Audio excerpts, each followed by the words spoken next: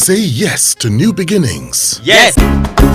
Say yes to new beginnings. Yes. Say yes to... Now, you happen to be one of the biggest supporters of Alhaji Atiku Abubakar. Do you really think that he can defeat President Bola Ahmed Tinubu in a free and fair election?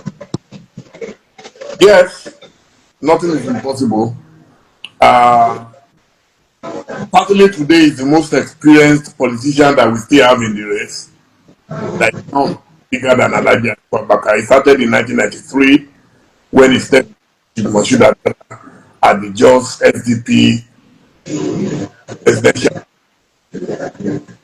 Nobody has had more experience than him. He has been a vice president for 8 years of the Federal Republic of Nigeria, and it was under the tenure of Obasanjo Atiku that a lot of things positively in Nigeria. Atiku Abubakar has remained well educated, well versed in the art of governance.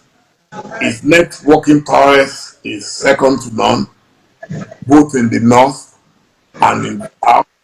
He is a consummate politician.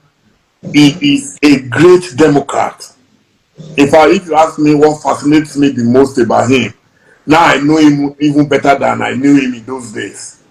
His abilities as an administrator and a businessman. If all Nigerian politicians were businessmen like Atiku and Peter Obi, you will see that the attitude to governance will change. But when you have politicians who live perpetually on politics, they have no business they run.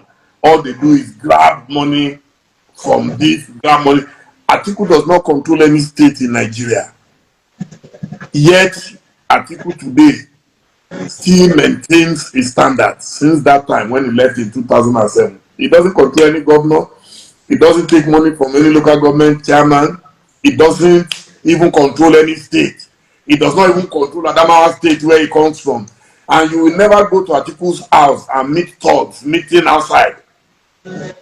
You will never sit with Atiku where he'll be telling you, so who do you know in INEC? So go and help us rig in INEC. He will tell you, look, politics is a game. If I win, I win. If I lose, I lose. It's rare to find people like that.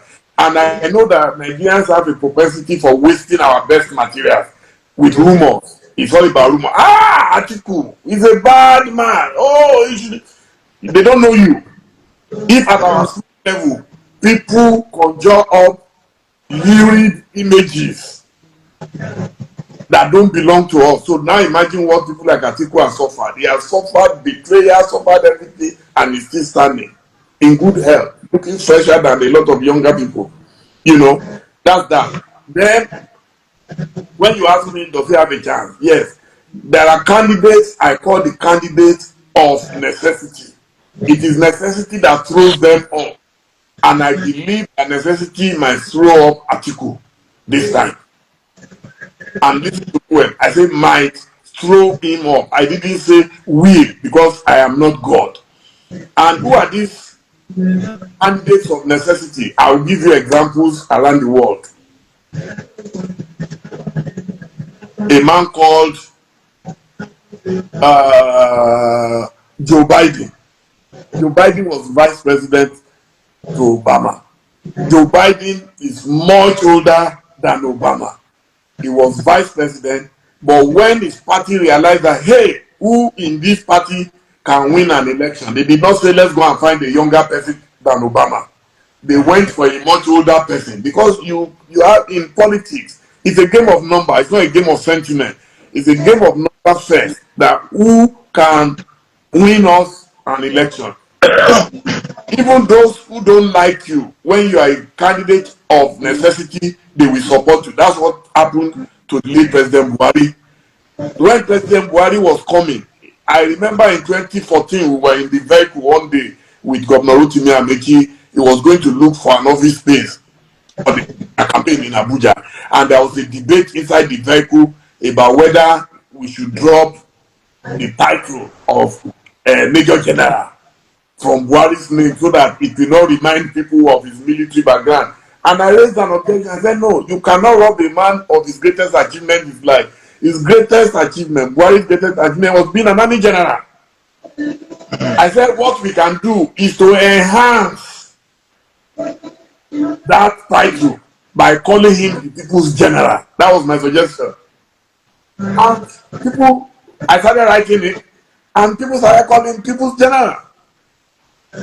So in life, if you look at it, he was a candidate of necessity. They knew the man had his constant, I don't know how many votes, maybe 10, 12 million from the northern part. So what he needed was to just get a sizable vote from the south. It's the same thing that will happen if the north, because the next election is not going to be about Atiku versus Peter Obi or versus Tinubu.